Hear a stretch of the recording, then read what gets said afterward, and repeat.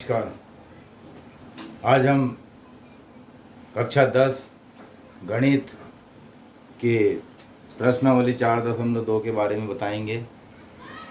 आइए समझते हैं। पहला प्रश्न, गुणनखंड विधि से निम्न द्विघात समीकरणों के मूल अर्थात शून्य ज्ञात कीजिए। शून्य ज्ञात करना हमें। तो देखिए, मैंने आपको पहले ही बताया था कि दो द्विघात समीकरणों को हम दो विधियों से हल करते हैं। यहाँ पर मैं आपको गुणनखंड विधि बता रहा हूँ, फैक्टराइजेशन मेथड। इस फैक्टराइजेशन मेथड में क्या किया जाता है कि जो भी हमें समीकरण दिया जाता है उस समीकरण के एक से स्क्वायर का गुणांक यहाँ कुछ भी नहीं है तो एक माना जाता है।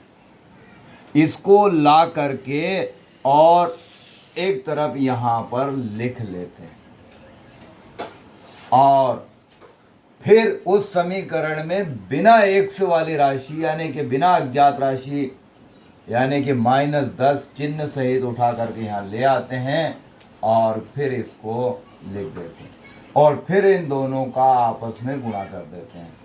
तो देखिए, माइनस और यहाँ प्लस, प्लस और माइनस का गुणा करेंगे -10 का और 1 का गुणा करेंगे 10, 1 का 10। फिर इस 10 को नीचे लिख देंगे -10 और -10 का गुणनखंड यानी कि गुणा वाली राशि, ऐसी दो गुणा वाली राशि ढूंढेंगे कि जिनका गुणा करें तो -10 आए और जोड़ें या घटाएं तो बीच की संख्या यानी कि -3 आए। तो ऐसी संख्या हमें ढूंढना है। तो ऐसी संख्या है 5 गुणित 2, 5 दूने 10, लेकिन 5 और 2 7 होते हैं। यहाँ हमें 3 लाना है और यहाँ माइनस लाना है, तो हम बड़ी संख्या के आगे माइनस लगा देंगे और इसके आगे प्लस, तो ये प्लस माइनस माइनस हो जाएगा। यानी कि -5 में से +2 करेंगे तो -3। अब वहाँ 1 से लिखा, यहाँ भी 1 से लिख देंगे, यहाँ भी 1 से, यहाँ भी 1 से। कुल मिला के इतने सारे ये प्रोसेस इस बीच की राशि यानी कि -3 एक्स का मान निकालने के लिए की। दोस्तों, इस सवाल में मैंने आपको गहराई से बताया है। अब शॉर्टकट कुछ टीचर लोग इसको किस प्रकार से बताते हैं, आइए देखते हैं। देखिए, ये 1 और एक्स स्क्वायर को हम 1 से इंटू एक्स 2 बार लिख देंगे और -3 को मैं लिख देता हूँ -5x और +2x। देखिए, 5 में से 2 गए तो 3 बचे। लेकिन ये सारी प्रोसेस मैं आपको बता चुका हूँ कि किस प्रकार से ही आया है। और फिर -10 को लिख देंगे 2 गुणित 5, 2 पंजे 10 बराबर 0। यानी कि गुणनखंड यानी कि गुणा करके और टुकड़े टुकड़े करना, तो ये टुकड़े टुकड़े हमने कर डाले। अब हम क्या करेंगे, 2-2 के पेयर बनाएंगे यानी कि 2-2 के जोड़े बनाएंगे। इन 2-2 के जोड़े में हमें जो राशि कॉमन दिखाई देती है उसको हम बाहर निकाल देते हैं। तो यहाँ x और x आपको कॉमन दिखाई देगी, तो इस x को हम बाहर कर देंगे और ब्रैकेट में लिख देंगे x और फिर माइनस और ये 5 और फिर यहाँ से देखिए 2 और 2 दिखाई दे रहा, तो +2 गया कॉमन, तो बचेगा यहाँ x और फिर माइनस और 5 बराबर 0। देखिए दोस्तों, ये सवाल की जांच यहीं पर हो जाती है कि आप सही चल रहे हैं या गलत। ये कोष्ठक वाली राशि एक जैसी होना चाहिए। अगर यदि ये एक जैसी है तो आपका सवाल एकदम बिल्कुल क्लियर चले जा रहा है। अब हम इस वाले राशि को कॉमन ले लेंगे, तो x - 5 को कॉमन निकाल देंगे, बचेगा यहाँ x और प्लस ये 2 बचा बराबर 0। अब हम यहाँ क्या करेंगे, एक बार x - 5 को इस शून्य के बराबर लिख देंगे और एक बार x + 2 को इस शून्य के बराबर लिख देंगे। फिर इसका उठा के यहाँ से पक्षांतर कर देंगे, तो ये माइनस का इधर प्लस में आ जाएगा, लगाने की ज़रूरत नहीं। और ऐसे ऐसे इसका पक्षांतर करेंगे, प्लस वाली राशि इधर माइनस में पहुंच जाएगी। इस प्रकार समीकरण के शून्य की x बराबर 5 यानी कि मूल x बराबर 5 और x बराबर -2, यही हमारे लिए आंसर है। तो इस सवाल को देख करके आपको ऐसा महसूस हो रहा होगा कि इस अंडर रूट 2 का क्या करेंगे। कुछ नहीं, बहुत आसान तरीका है। तरीका वो का वही है, मैंने आपको बताया था कि एक्स स्क्वायर का गुणांक यानी कि अंडर रूट 2 को उठा के यहाँ ले आएंगे और फिर इस पूरी राशि को उठा के यहाँ ले आएंगे 5 अंडर रूट 2 और फिर इन दोनों का गुणा कर देंगे। तो देखिए 5 तो ऐसा का ऐसे ही, और 2 और 2 का गुणा करेंगे, 2 दूने 4, 4 का वर्गमूल 2 होता है तो 2, यानी कि 5 दूने 10 हो जाएगा। अब इस 10 को नीचे लिख लेंगे और 10 का गुणनखंड ऐसा ढूंढेंगे कि गुणा करें तो 10 आए और जोड़े और घटाएं तो 7 आए।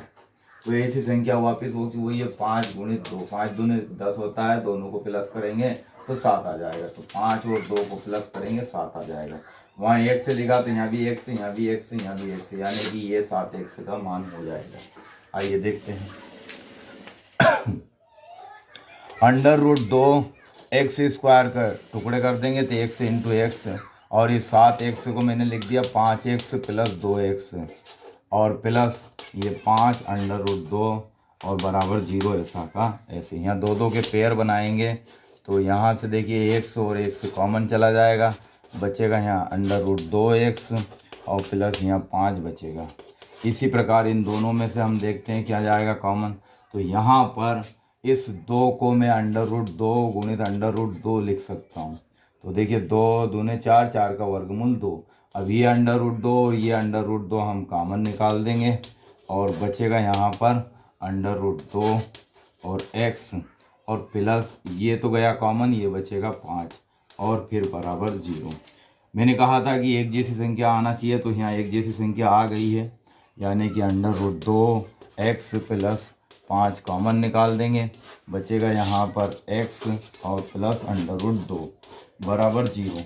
अब एक बार इसको शून्य के बराबर, तो अंडर रूट 2x प्लस 5 बराबर 0 और फिर x प्लस अंडर रूट 2 बराबर 0। इसका पक्षांतर करेंगे तो अंडर रूट 2x बराबर ये माइनस का इधर ये माइनस में पहुंच जाएगा, फिर इसको भेजेंगे तो x बराबर -5 ये बटे में पहुंच जाएगा अंडर रूट 2, एक शून्य की हो गया। इसी प्रकार यहाँ से पक्षांतर करेंगे तो ये उधर जाएगा तो माइनस में अंडर रूट 2 और यही हमारे लिए आंसर होगा। दोस्तों मुझे नहीं लगता कि इन सवालों को वापस में रिवीजन करके बताऊं।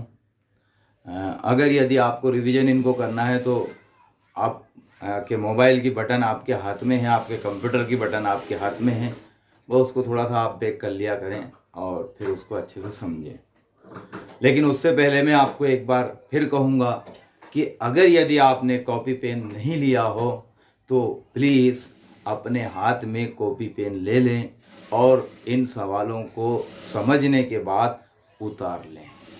ठीक है, अगला सवाल में ज़्यादा मगजमारी वाला काम नहीं, लेकिन थोड़ा सा दिमाग तो हमें यूज़ करना ही पड़ेगा। तो देखिए यहाँ पर बटे में 8 लिखा हुआ है, तो सबसे पहले हमें इस 8 को हटाना है। तो इस 8 को हम कैसे हटाएंगे, इसके लिए पूरे समीकरण में 8 का गुणा कर देंगे। तो पूरे समीकरण में हमने 8 का गुणा कर दिया तो यहाँ 8 से 8 कट जाएगा, 8 दूने 16 एक्स स्क्वायर माइनस ये 8x हो जाएगा और प्लस यहाँ 1 बराबर ये 8 का 0 में गुणा करेंगे 0। अब इसको आप स्वयं हल कर सकते हैं। दोस्तों जान और जीवंती, ये जान और ये जीवंती, इन दोनों के पास प्रारंभ में कुल 45 कंचे थे। दोनों के पास से 5-5 कंचे खो दिए जाते हैं। दोनों के पास से 5-5 कंचे ये खो देते हैं और अब उनके पास जितने कंचे बचे हैं उन कंचों की संख्या का गुणनफल 124 है। तो बताइए उनके पास प्रारंभ में यानी कि आरंभ में कितने कितने कंचे थे। तो हमने माना कि जॉन के पास x कंचे थे प्रारंभ में, तथा जीवंती के पास, अब आप समझ ही गए होंगे जीवंती के पास कितने होंगे, क्योंकि दोनों के पास 45 थे, तो जॉन के पास 1 से, तो जीवंती के पास जो है वो 45 माइनस x हो जाएगा। अब क्योंकि जॉन भी 5 कंचे खो देता है, खो देने का मतलब माइनस कर देता है, और जीवंती के पास यानी कि 45 माइनस x में से भी 5 कंचे खो दिए जाते हैं, और फिर इन खोने के बाद जितने भी कंचे बचते हैं उनका गुणनफल 124 हो जाता है। बस हल करना है इसको, तो x माइनस 5 इंटू ये 45 में से 5 गए तो 40 माइनस x बराबर 124। इसको हल कर लेंगे, इसका इसमें गुणा करेंगे तो 40x माइनस 40 का 5 में गुणा करेंगे, 4 पंजे 20, यानी कि ये 200 हो जाएगा। और फिर इसका गुणा इसमें करेंगे तो माइनस एक्स स्क्वायर, फिर इसमें करेंगे तो माइनस माइनस प्लस 5x और बराबर 124। इसको उधर भेज देंगे तो माइनस एक्स स्क्वायर को आगे लिख देंगे और इन दोनों को जोड़ देंगे तो प्लस ये हो जाएंगे 45x और माइनस के 200 और माइनस आ जाएगा 124 बराबर 0 बचेगा। तो minus x square plus 45x और इन दोनों को जोड़ देंगे, 4 का 4 ही 4, 2 का 2 ही 2 और 2 और 1 3 और ये माइनस बराबर 0। अब यहाँ पर ये आगे माइनस है इसलिए इसमें पूरे में माइनस का गुणा कर देंगे, तो ये प्लस हो जाएगा एक्स स्क्वायर, माइनस का इसमें गुणा करेंगे तो माइनस 45x और ये प्लस 324 और बराबर 0। अब इसको हम गुणनखंड विधि से हल कर लेंगे। ये एक्स स्क्वायर ऐसा कैसे ही माइनस, इसको मैं लिख देता हूँ 9x और माइनस 36x, और इसी प्रकार इसकी बात करेंगे तो इस प्लस के खुले कर लेंगे, इसको माइनस 9 गुणित माइनस का 36, देखिए माइनस में माइनस का गुणा करेंगे तो प्लस आएगा और इसका इसमें गुणा करेंगे 324 बराबर 0। अब यहाँ 2 2 के पेयर बना लेंगे, इसके टुकड़े कर लेंगे, इसको x into x minus 9x minus 36x और माइनस 9 गुणित माइनस 36 बराबर 0। यहाँ 2 2 के पेयर बनाया अपन ने ये, तो 2 2 के पेयर में से इसमें देखिए x और x कॉमन निकाल देंगे, बचेगा x माइनस 9 और यहाँ से माइनस 36 और माइनस 36 कॉमन निकाल देंगे, बचेगा यहाँ x माइनस 9 और बराबर 0। ये और ये कॉमन निकाल देंगे तो x माइनस 9 गया कॉमन, बचेगा x माइनस 36 और बराबर 0। अब x माइनस 9 को 0 के बराबर लिख देंगे और x माइनस 36 को 0 के बराबर लिख देंगे, इसका पक्षांतर कर देंगे तो x बराबर 36 और उसका पक्षांतर करेंगे तो x बराबर 9,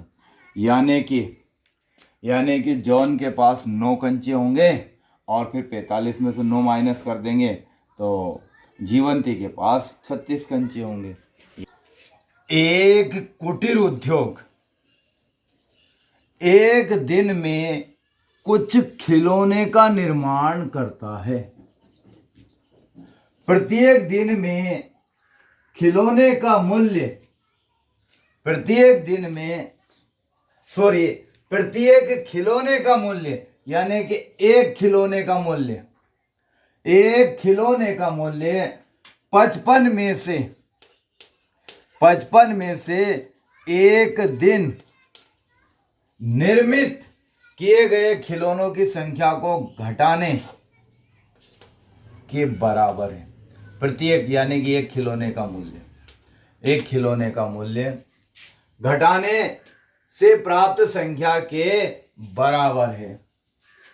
किसी एक दिन कुल निर्माण लागत 750 रुपए है। किसी एक दिन कुल निर्माण लागत 750 रुपए थी। उस दिन निर्माण किए गए खिलौनों की संख्या ज्ञात कीजिए। माना कि एक दिन में खिलौने निर्मित किए जाते हैं बराबर x। कितने खिलौने निर्मित किए जाते हैं? x। अब एक खिलौने का मूल्य यानी कि प्रत्येक खिलौने का मूल्य बराबर कितना हो जाएगा? 55 माइनस एक दिन में निर्मित किए गए। अब एक दिन में कितने निर्मित किए गए? x। तो 55 माइनस x रुपये होगा। लेकिन अगर यदि उस एक दिन की बात करें तो उस एक दिन में कुल निर्माण लागत 750 रुपये। तो बताइए एक खिलौने का मूल्य कितना हुआ? 55 माइनस x रुपये। और एक दिन में कितने खिलौने निर्मित किए गए? x। इन दोनों का गुणनफल जो है वो 750 रुपये के बराबर आ जाएगा। अब इसको हल कर लेंगे, इसका इसमें गुणा कर देंगे तो 55x और माइनस x का x में गुणा करेंगे तो x स्क्वायर, और इसको उधर भेज देंगे तो माइनस 750 बराबर 0। इसको आगे लिख देंगे तो माइनस x स्क्वायर प्लस ये 55x और माइनस 750 बराबर 0। इसमें पूरे में माइनस का गुणा कर देंगे तो ये प्लस हो जाएगा। तो x स्क्वायर ये माइनस 55x और ये प्लस 750 बराबर 0। ये x स्क्वायर को लिख देंगे x इंटू एक्स, और इसको लिख देता हूँ मैं 25x माइनस 30x, क्योंकि 25 और 30 55। और इसको हम लिख देंगे माइनस, इस प्लस के खुले कर लेंगे, माइनस इंटू माइनस, और इसको लिख देता हूँ 25 गुणे 30 बराबर 0। अब यहाँ से दो दो के पेयर बना देंगे, तो दो दो के पेयर बनाएंगे और कॉमन निकालेंगे। तो देखिए यहाँ से x और x कॉमन निकाल देंगे, बचेगा यहाँ x माइनस 25, यहाँ से माइनस 30 और माइनस 30 कॉमन निकाल देंगे, बचेगा यहाँ x माइनस 25 बराबर 0। ये और ये कॉमन निकल जाएगा तो x माइनस 25 गया कॉमन, बचेगा x माइनस 30 बराबर 0। अर्थात यहाँ से x की वैल्यू निकालेंगे तो 25 आ जाएगा और x की वैल्यू निकालेंगे तो 30। यानी कि उस दिन निर्मित खिलौनों की संख्या या तो 25 होगी या फिर 30। यही हमारे लिए क्या आ जाएगा? आंसर। देखिए इस सवाल को करने से पहले हमें प्रश्न को सावधानी से समझना है। ऐसी दो संख्याएं ज्ञात कीजिए जिनका योग कितना है? 27, और जिनका गुणनफल कितना है? 182। तो हमने माना कि संख्या बराबर x है, तब दोनों का योग कितना है? 27। तो दूसरी संख्या बराबर 27 माइनस x होगी। अब ये दोनों संख्याएं हो गई, अब इनका गुणनफल यानी कि x का और 27 माइनस x का गुणा करेंगे तो कितना आ जाएगा? 182। यहाँ से हम समीकरण बना लेंगे, इसका इसमें गुणा कर देंगे तो 27x और माइनस ये x स्क्वायर हो जाएगा, इसको उधर भेज देंगे माइनस 182 बराबर 0। ये माइनस का पूरे उसमें गुणा कर दो तो ये प्लस हो जाएगा, तो x स्क्वायर प्लस में और ये माइनस का 27x और ये प्लस 182 और बराबर 0। अब इसको गुणनखंड विधि से हल कर लेना। ये जो चौथा सवाल है ये परीक्षा के लिए बहुत इम्पोर्टेंट है, अतः इसको समझना बहुत जरूरी है। दो क्रमागत धनात्मक पूर्णांक संख्याएं ज्ञात कीजिए या पूर्णांक ज्ञात कीजिए जिनके वर्गों का योग 365 है। तो माना कि पहली धनात्मक पूर्णांक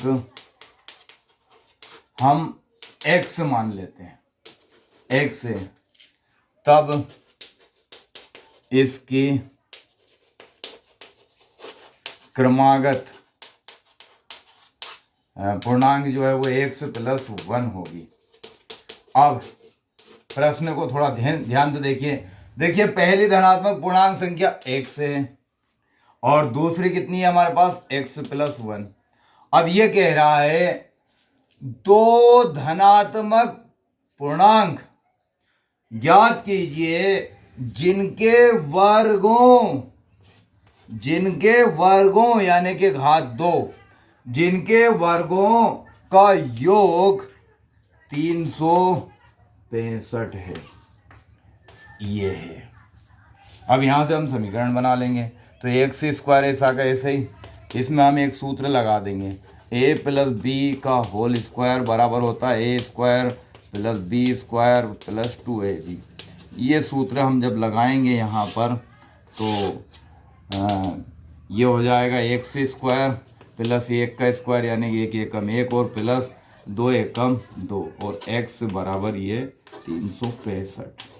इसको उधर भेज देंगे, एक और एक, ये 2x स्क्वायर हो जाएगा प्लस ये 2x और प्लस 1 माइनस में आ जाएगा 365 बराबर 0।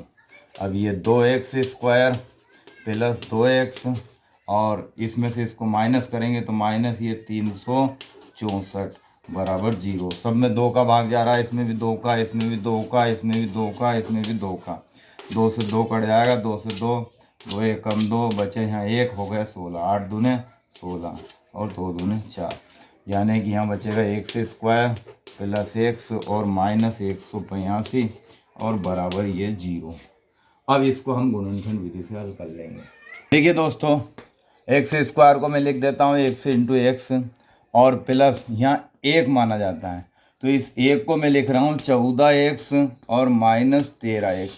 14 में से 13 गया तो 1 बचेगा, माइनस इसको मैं लिख देता हूँ 14 गुणित 13। जब 14 और 13 गुणा करेंगे तो माइनस 182, 0 ऐसा का ऐसे 2 के पेयर बना देंगे। तो 2 के पेयर बना दिए हमने यहाँ। अब देखिए यहाँ से x और x कॉमन निकाल देंगे, बचेगा यहाँ x प्लस 14। यहाँ पर ये माइनस 13 और ये माइनस और ये 13 कॉमन निकाल देंगे, तो माइनस 13 गया कॉमन तो बचेगा यहाँ x और माइनस गया कॉमन तो प्लस बचेगा 14 बराबर 0। अब ये और ये कॉमन निकाल देंगे तो x प्लस 14 गया कॉमन, बचेगा यहाँ x माइनस 13 और बराबर ये 0। एक बार हम यहाँ x की वैल्यू निकालेंगे तो माइनस 14, x की वैल्यू निकालेंगे तो 13। ये माइनस वाली राशि आता है, इसको हम छोड़ देंगे, इसकी बात करेंगे। तो पहली संख्या जो है वो आपकी 13 होगी और इसकी क्रमागत दूसरी 13 में 1 जोड़ देंगे तो 14 और यही हमारे लिए आंसर हो जाएगा। एक समकोण त्रिभुज की ऊंचाई उसके आधार से 7 सेंटीमीटर कम है। माना कि इसका आधार हमने x मान लिया, तब इसकी ऊंचाई, ऊंचाई का मतलब होता है लंब, इसकी ऊंचाई यानी कि लंब कितना हो जाएगा 7 कम है आधार से, यानी कि x माइनस 7। एक समकोण त्रिभुज की ऊंचाई उसके आधार से 7 सेंटीमीटर कम है। यदि इसका कर्ण 13 सेंटीमीटर हो तो इसके अन्य ये दोनों भुजाएं ज्ञात कीजिए। तो हमने माना कि त्रिभुज का आधार बराबर x सेंटीमीटर, तब उसका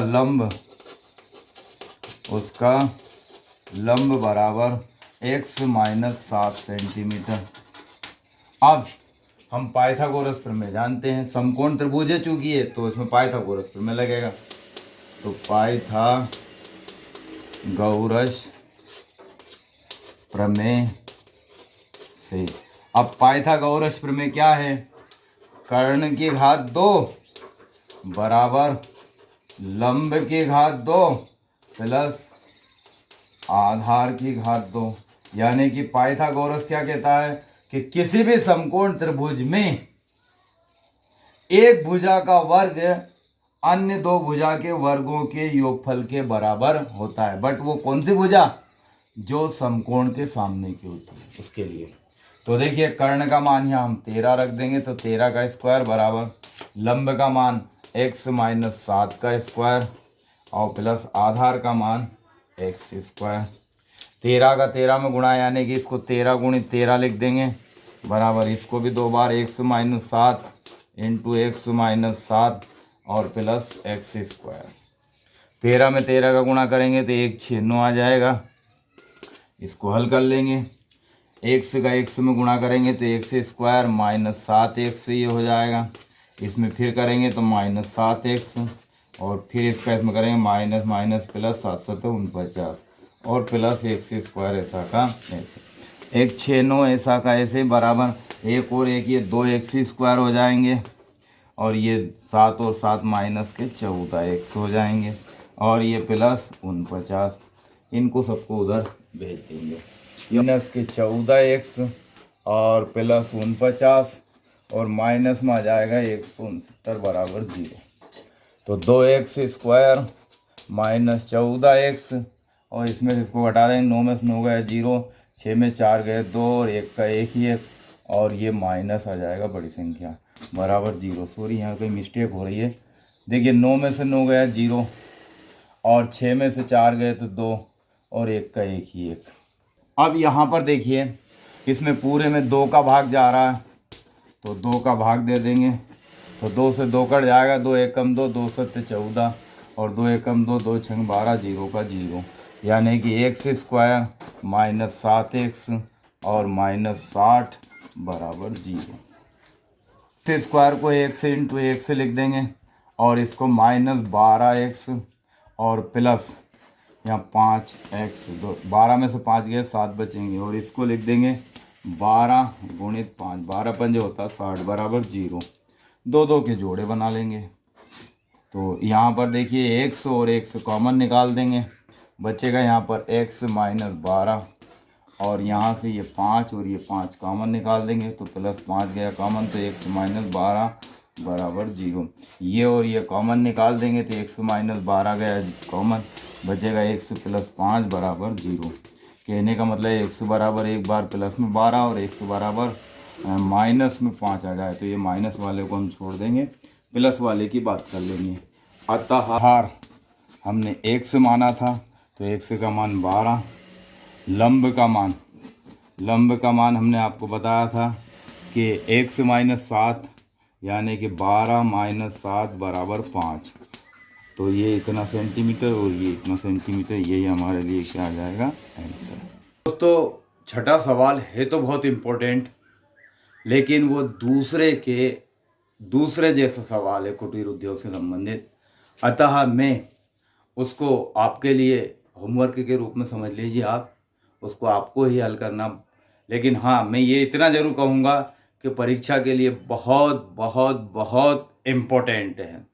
अतः उसको आप बिल्कुल भी नकारात्मक तरीके से ना सोचें और उसको किसी भी कंडीशन में कर लीजिएगा हल, ठीक है। और एक बात और बता रहा हूँ, मेरे वीडियो को यार ज़्यादा से ज़्यादा आपके दोस्तों को शेयर ज़रूर करें और उनको देखने के लिए प्रेरित करें। धन्यवाद।